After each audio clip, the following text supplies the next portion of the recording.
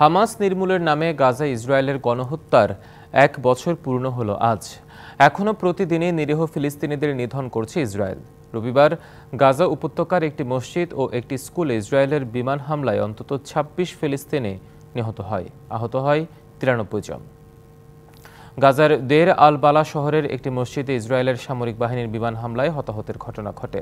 গাজার স্বাস্থ্য মন্ত্রণালয় জানিয়েছে, এখন পর্যন্ত ইসরায়েলি আগ্রাসনে ৪১,৮৭০ ফিলিস্তিনি নিহত হয়েছেন, আহত হয়েছেন আরও ৯৭,০০০, আর বাস্তুচ্যুত প্রায় ১২ লাখ মানুষ।